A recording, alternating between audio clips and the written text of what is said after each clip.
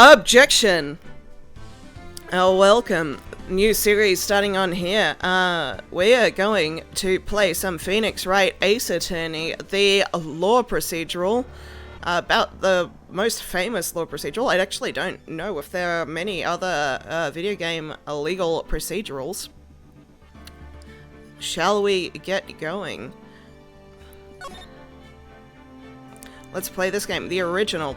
Now, I am, in fact, an Australian lawyer, so I will not necessarily be critiquing this game for accuracy. It is not based on the Australian legal system. It is not trying to be an accurate depiction of law. I might call out things for inaccuracy, like just for funsies, but it's not trying to be accurate. It is just a fun game. Like, trying to call out this game for accuracies or inaccuracies is about as pointless as trying to call out, like, you know, any other game for, like, oh, the shooting mechanics are, you know, an inaccurate depiction of guns. It's not trying to be, you know, trying to call out, you know, sword mechanics for being, you know, inaccurate. Like, that's not the point. It's not trying to be, you know. What is the point? You know, it's epically missing the point, right?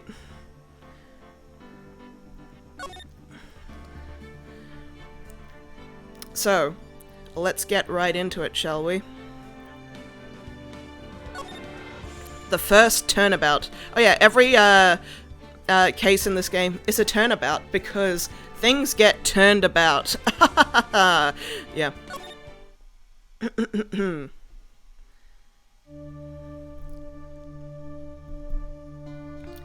Gasp, gasp.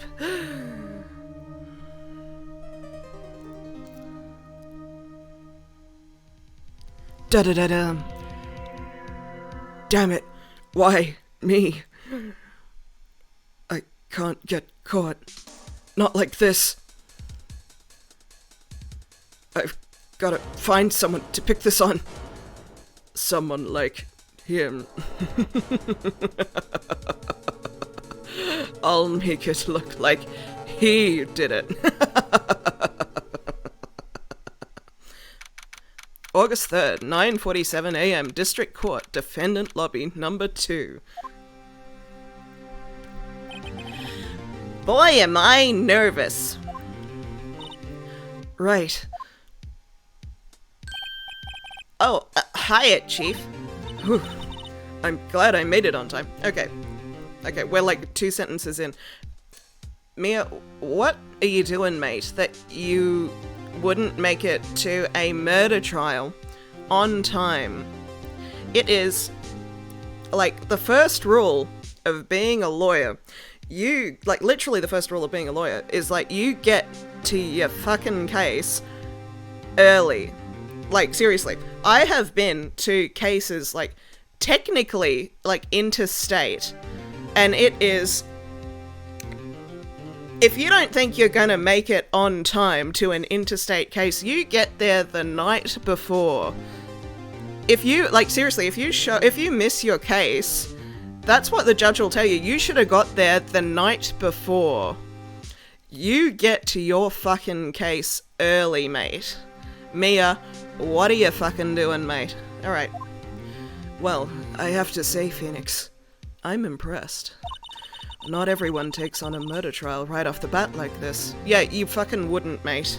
Not in Australia, you wouldn't. You'd be answering phone calls, mate. It says a lot about you. And your client as well. Thanks! Actually, it's because I owe him a favor. A favor? You mean, you knew the defendant before this case? Yeah, you wouldn't be doing that, mate. Yes. Actually, I kind of owe my current job to him. He's one of the reasons I became an attorney. You wouldn't be getting a case you're personally involved in. You just wouldn't. Well, that's news to me. I want to help him out any way I can.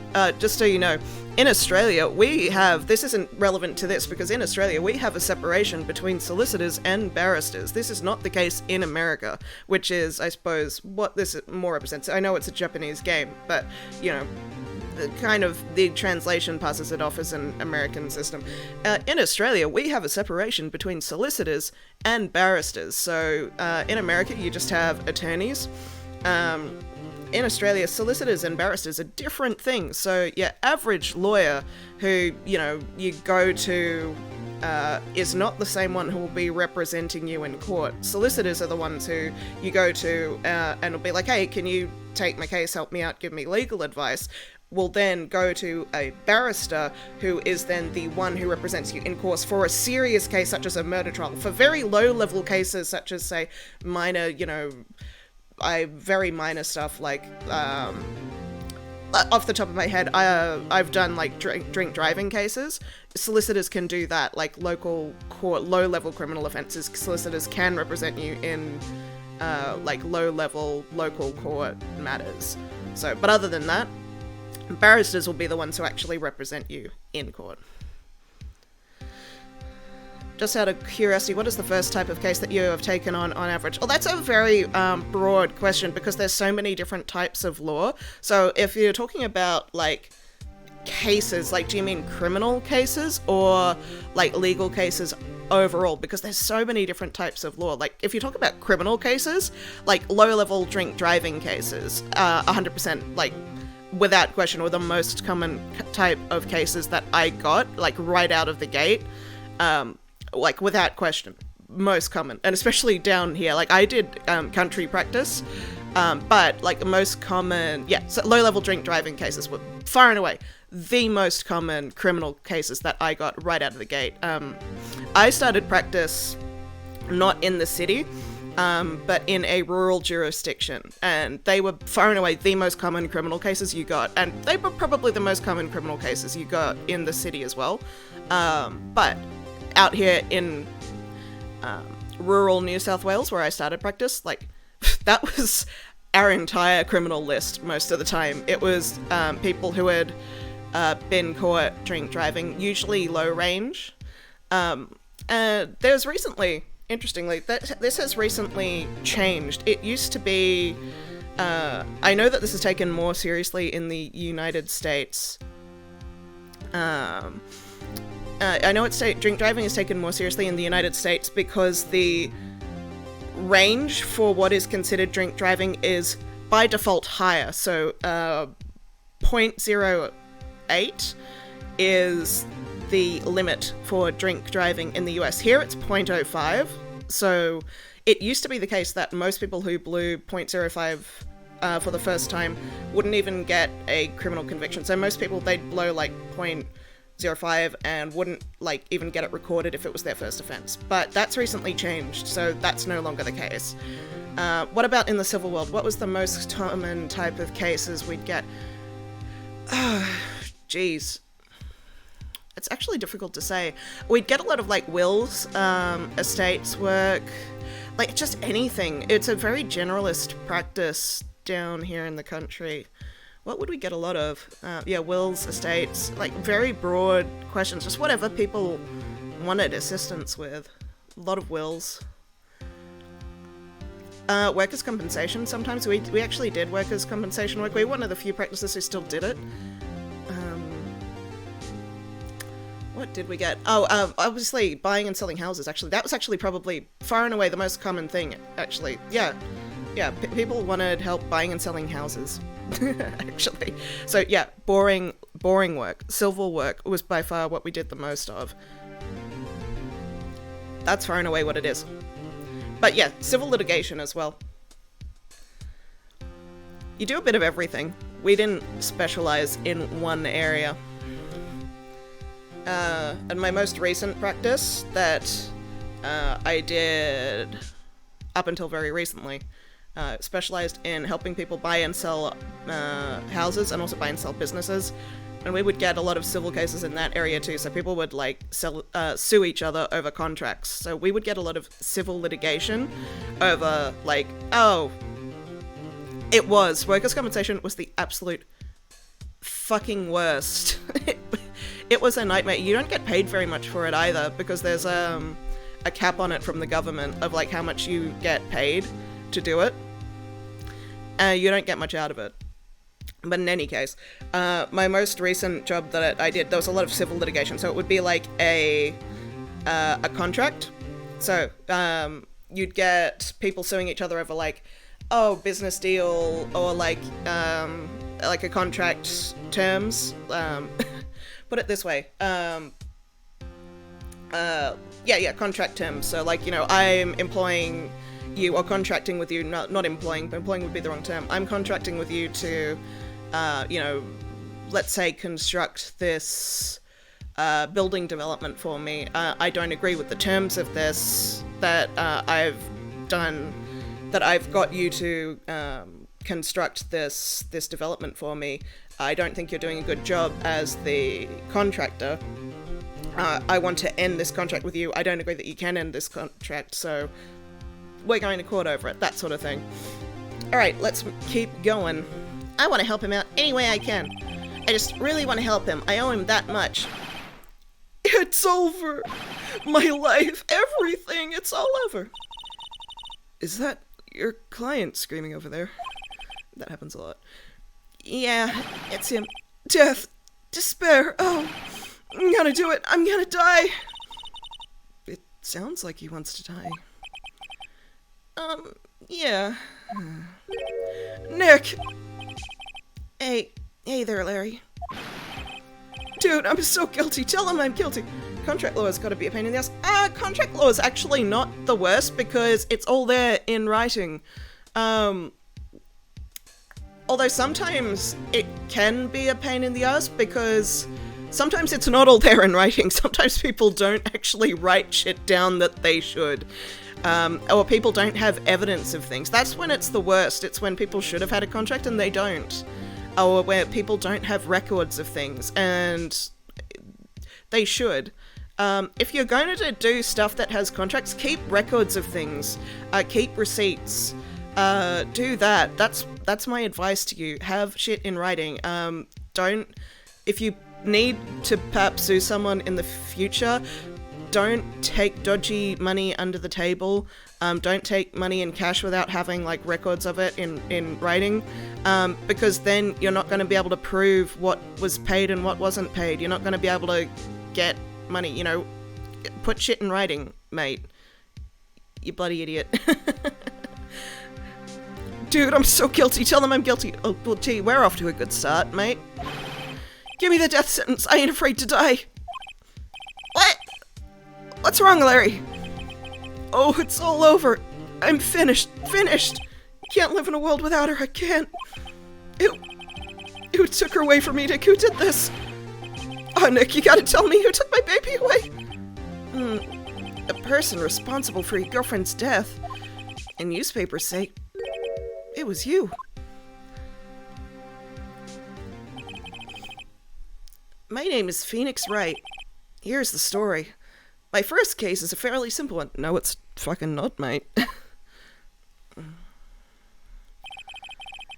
young woman was killed in her apartment. The guy they arrested was the unlucky sap dating her. Larry Butts, my best friend since grade school. Our school had a saying, when something smells, it's usually the butts. In the 23 years I've known him, it's usually been true. He has a knack for getting himself in trouble. One thing I can say, though, it's usually not his fault. He just has terrible luck. But I know better than anyone that he's a good guy at heart. That and I owe him one, which is why I took the case. To clear his name. So you're not an unbiased lawyer. See, this is why no sane law firm would let you take this case. And that's just what I'm gonna do. See, you gotta be impartial as a lawyer, you gotta not have any kind of like conflict going on. But anyway,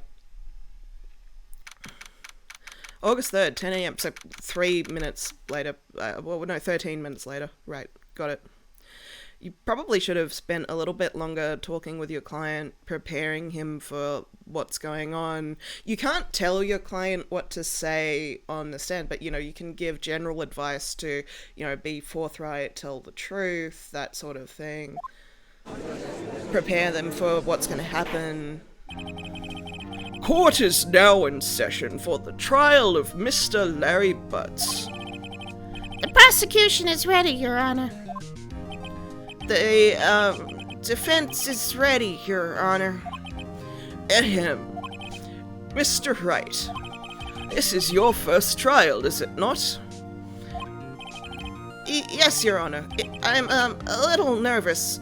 There might be, like, a little banter back and forth with a judge. It probably wouldn't call attention to it being your first trial. Like, the judge wouldn't know you that well. Your conduct during this trial will decide the fate of your client. Murder is a serious charge. For your client's sake, I hope you can control your nerves. Thank. Yeah, I would have just left it at thank. Thank you, Your Honor. Mr. Wright, given the circumstances, I think we should have a test to ascertain your readiness. I think in passing the bar exam, which is what it would be in the United States, in our case it would be having a certificate of practice, or in our case, having passed, being a barrister would be proof that he's ready to practice as, Yes, Your Honor. Gulp, hand shaking, eyesight fading. Test will consist of a few simple questions. Answer them clearly and concisely. Please state the name of the defendant in this case. I'm gonna get answers wrong on purpose. The name of the defendant, that's me! The defendant is me, right? Right, have you completely lost your mind? Focus. The defendant is the person on trial. You're his lawyer. Oh yeah, right. Oh, I don't think they have appeals in this universe. This is no laughing matter. You did pass the bar, didn't you? I don't think Phoenix passed a bar in his life. Sorry, I couldn't hear your answer. I'll ask once more. Please state the name of the defendant in this case. The defendant, that's, Mia Fey. Wrong, right. Look, I have to leave. I have to go home. I'm expecting a delivery. Oh, come on, Chief. There's no need to be going so soon, is there? Listen, Wright. A defendant is the one on trial, your client. I mean, that's about as basic as you can get. I put my foot in it this time. I've got to relax. Sorry, I couldn't hear your answer. I'll ask you once more. Please state the name of the defendant in this case. I got an achievement for getting the answer wrong. Larry Butts. The defendant, well, that's Larry Butts, Your Honor.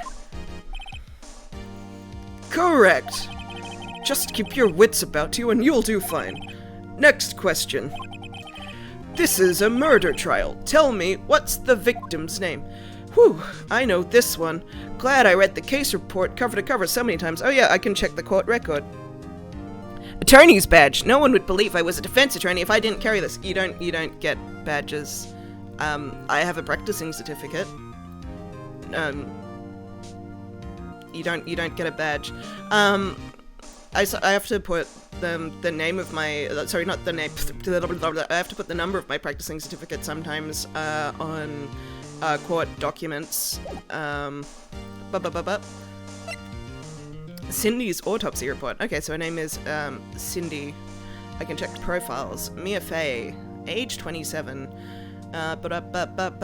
Chief attorney. Chief attorney at 27. She's someone's daughter. Larry Butts. Chief attorney. Okay, at age 27. It is possible if she had a lot of money, she could have started her own company, her own law firm at 27. Like, it would just be like a single. Okay, that is possible. If she has money, she could have started her own practice as like a single lawyer and just hired like another lawyer. That's not impossible. It would just be a very small practice. Larry Butts, age 23. Okay, so if he's 23, Phoenix 23. Okay, Phoenix would be like fresh out of law school. Okay, that tracks. That tracks. So it'd be like 18, 19, 20, 21, 23. He would be like fresh out of law school. Okay, that tracks. Cindy Stone, age 22. The victim in this case, a model. She lived in an apartment by herself. Winston Payne. Prosecutor for this case. Lacks presence. Yep, 52. That tracks. Okay. Whew, I know this one. Glad I read the case report cover to cover so many times. It's... Wait, uh-oh. No way, I forgot. I'm drawing a total blank here. Phoenix, are you absolutely sure you're up to this? You don't even know the victim's name?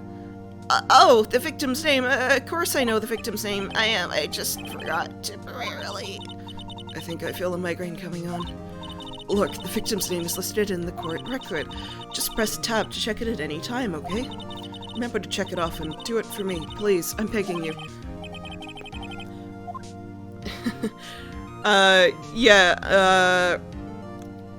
So,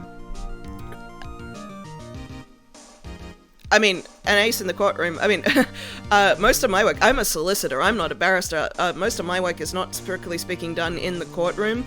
It's done in the office. As I say, in Australia, we have a separation between lawyers who do most of their work in the courtroom and lawyers who do most of their work in the office. This is not the reality in the United States, where there's no such separation.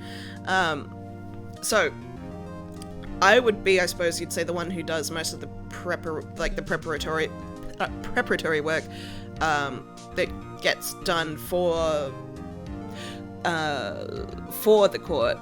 So, everyone's like a little bit different.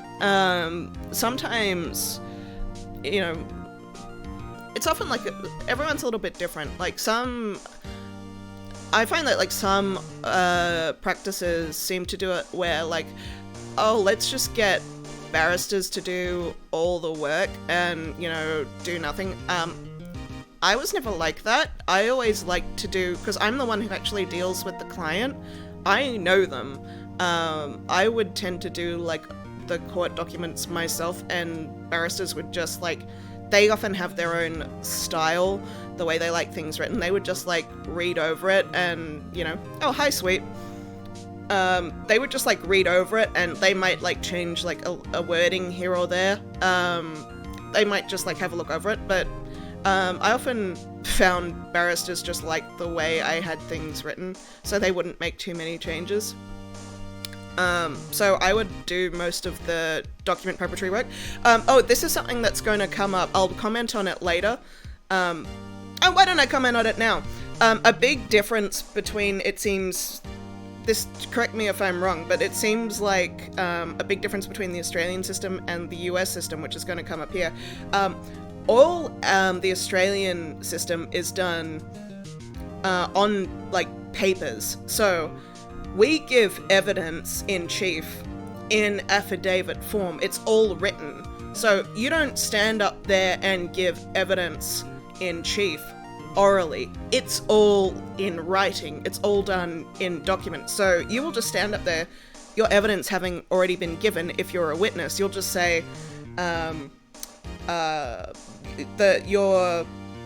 so say you're giving evidence for the defense. The defense barrister will just ask you to confirm your name, your age, your occupation, and nothing else, because your evidence in chief has already been given in writing. They don't need to ask you to give any other evidence. It's been given. You've sworn it under oath in writing, and it will go straight into cross-examination and then re-examination to clarify anything that came up in cross. It's been skipped over.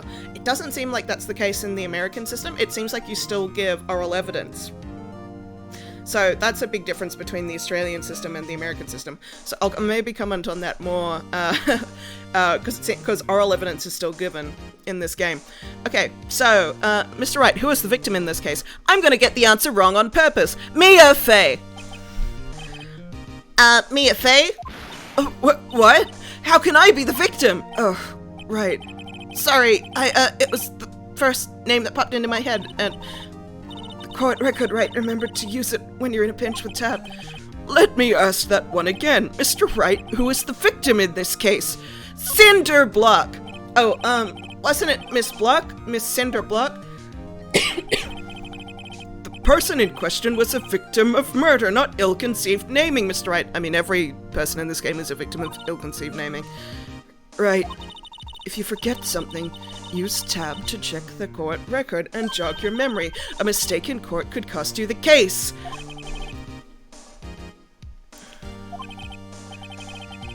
Grand jury system. I do not know enough about the grand jury system in the US to comment on how that works. I'm an Australian lawyer, not an American lawyer. I do not know enough about how it works to comment.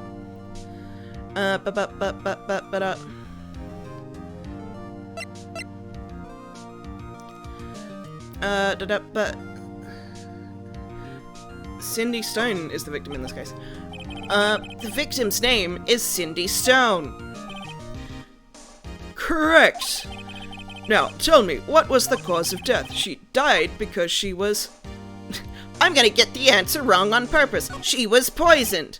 Oh, right. Wasn't she poisoned by poison? You're asking me? Chief, help me out. Check the court record. Tab, remember? Jeez, give a guy a break. Let me ask again. She died because she was strangled. Right, she was strangled, wasn't she? Please tell me that she was talking to you yourself. If you wish to hang yourself, Mr. Wright, you're welcome, but not inside my courtroom. I suppose there's nothing to do but give you another try. She died because she was hit with a blunt object. She was struck once by a blunt object. Correct. You've answered all my questions. I see no reason why we shouldn't proceed. You seem much more relaxed, Mr. Wright. Good for you. Thank you, Your Honor. Because I don't feel relaxed, that's for sure. Well then, first, a question for the prosecution, Mr. Payne. Yes, Your Honor. As Mr. Wright just told us, the victim was struck with a blunt object. Would you explain to the court just what the object was? The murder weapon was this statue of the Thinker. It was found lying on the floor next to the victim. I see. The court accepts it into evidence. Okay, so yeah, there's no discovery process in this world. People just, like, show up with random objects and put them into evidence. No lawyer who has ever played this game has any problem with that at all. A statue in the shape of the Thinker. It's rather heavy. Right. Be sure to pay attention to any evidence added during the trial. That evidence is the only ammunition you have in court. Use tab to check the court record frequently.